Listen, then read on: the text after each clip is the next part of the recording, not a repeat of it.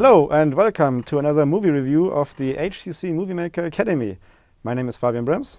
And I'm Soroosh, Mehdi, and we just saw Swiss Army Man. That we're all here for a purpose, and the universe picks its time. I need you to help me get home. Okay, buddy?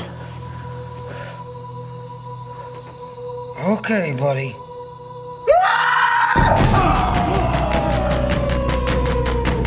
You're a miracle. Or I'm just hallucinating from starvation.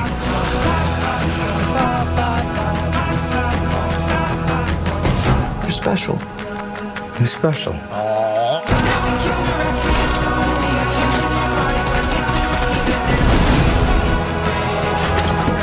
There's 7 billion people on the planet. You might be lucky enough to bump into the one person you want to spend the rest of your life with. Oh my God. This is just the beginning. Swiss Army Man stars Daniel Radcliffe and Paul Dano. Pretty much majority of the film is those two. It's about a young man, Paul Dano. His name in the film is Hank. In the beginning of the film, we see him stranded on an island. We don't really know how he got there, but he was stranded on this island. He's about to commit suicide because he doesn't seem to believe that he's going to actually survive it any further, so he wants to end it. Then he notices a washed-up body, ends up being Daniel Radcliffe's body, which in the film we find out his name is Manny. The whole this whole endeavor is pretty much about how Paul Dano's character tries to get back to civilization, and somehow, with the help of Daniel Radcliffe's body, it's not necessarily dead and it's not necessarily alive, but whatever's left of him. Paul Dano's character uses his body as a Swiss Army knife, pretty much a utility tool, you know, to chop and cut stuff and shave. Yeah. Remember that scene? Also works as a water bottle. Yeah, man, he just honestly he would not have survived the wild that he was in before he got to civilization without Daniel Radcliffe's body. So. The whole film was actually shot, of course, in Los Angeles. To be more specific, it was in the redwood forests in Eureka, California. Those were the forest scenes. When he finally got to a piece of civilization from the island that he was stranded on. Apparently, the island that used was a piece of at the oh my God, what do they call it? The Bay Area, back in San Francisco. They had this there's like a small island that's right across from The Rock, pretty much. And they filmed that part there. Pretty much the whole thing is just about him finally getting back to the city. Apparently he does find his dad, but he doesn't really... Okay, don't tell the whole movie because otherwise this review will gonna take too long. Yeah, it was directed. The whole thing's about him being a tool. It was directed by the Daniels, and behind that name it actually had 2 directors. It's Dan Kwan and Daniel Scheinert. I think if I remember it right, they mostly did advertising, and they also made some other weird movie, but I forgot the title right now. And it's really an interesting movie because what first sounds like a new version of Castaway, or on the other end of the spectrum, an Adam Sandler movie, ends up really like an interesting movie about friendship and about like what's important in society and what's important to be a part of society.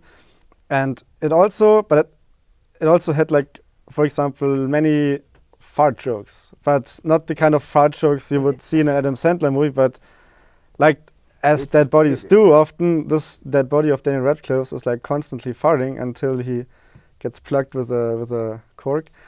But that actually has quite an amazement because he can use that body with this farting body as a jet ski and ends up leaving this island with it. Yeah. So and like that, like the body is like multifunctional, and that's why they It was called it the basically a Swiss Army multi-tool. Man. Yeah, multi-tool, that's what I meant to say. Correct, before yeah. when I was- But I agree with you, Fabian, that this was a cross between Castaway, a little bit in the beginning. I don't know if it went that far as an Adam Sandler movie, because I get the farting part. I mean, because that does sound like something that Adam Sandler would go out and Most certainly. make the special effects for that. But in terms of some of the downtime that they had in the film, where you don't really understand what was happening. There were parts where he was just in that cave. It's like, I don't really know what the thing about that I mean, was. it's one of he was these about to movies. leave him there. It's one of these movies. Like, I think many people will have trouble figuring out like what's happening for real and what's just happening in his head. And the movie never gives a definite answer to that. It doesn't, yeah. And I think people asked me like, how would you describe the movie? I think the best way to describe it is as a Kaufman movie, a Charlie Kaufman movie, without being written by Charlie Kaufman. So like, if you're familiar with Being John Malkovich or Adaptation, like that's kind of the mindset this movie brings you in, and that's how you have to watch it. Like don't take it too comedy. Yeah, and don't take it too serial. Don't take it too literal. Just like lean back, relax, and then in the end, like, so once the movie is over and you start thinking about it, a lot of things will pop up in your head. But while you watch the movie, like, you're pretty much clueless about what's going on.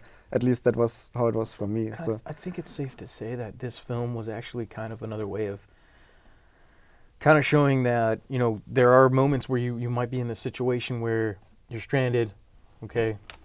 But I think it was a way for, you know, the main character to kind of cope with it and then just use what he had. And apparently, in this case, he had Daniel Radcliffe's body as a utility, a multi-tool. And somehow, in a very Adam Sandler-esque way, you know, the whole farting thing, using him as a jet ski, escaping. I mean, yes, dead people would fart, but not with enough power to have you. Anyway, well, certainly not. But I mean, also that people also won't talk back to you. If you ask me, to be honest with you, one time it would be fine. You'll have a few laughs, but it's not exactly something that. I think it's definitely safe to say that this movie is not everybody pairs of shoes. But what I particularly enjoyed is I watched so many movies, and 90% of the movies I know after half of it how it's gonna end, and I know actually how the movie is gonna go. I always know. Just by watching the trailer, I can tell exactly the plot of the movie. And this movie was something I have never seen before. It was completely new, and it surprised me in so many ways. I had no and idea. The second part I really liked about was the creativity, because that's like creativity on a MacGyver level, like what you can do with a dead body in a to survive in the wild. Style, in a humorous style that they actually accomplished that. Yes. So what rating would you give it if you have to give it a rating from 1 to 10? For the mere fact that we just talked about how this was a new type of film, and I don't know if there's anything else quite like it. I think they did a pretty good job with making it kind of believable. I mean, it wasn't completely too far-fetched in executing this. I would give this about, I'd give it an 8. Yeah, I would totally agree with the 8 for the same reasons. Like, the acting was on point. Like, Paul Dano and Daniel Radcliffe were amazing, especially Daniel Radcliffe playing a dead body, which sounds easy to begin with, but it was a tour de force for him. And both of them did a great job, as well as the directors and the art department. It was almost like Be Kind Rewind, how they recreated some scenes from his life and everything. It was really like lovely, with a lot of creativity, and the story was just something I haven't seen before. So I would definitely suggest to watch that movie if you have the chance, and I hope you enjoy it, like you enjoyed our review, because we're already at the end here. And just remember, we were brought to you by the Houston Community College and the Movie Maker Academy, and please check out our filmmaking program, call the number, sign up, write an email. And also don't forget to check out our YouTube channel. Subscribe to our YouTube channel, HCC MovieMakers Movie Reviews Club. Yeah, don't forget to subscribe, check out our other reviews, and thanks for watching. See you next time. Also remember, if you don't know Jurassic Park, you don't know shit. Yeah, that's true. Bye-bye.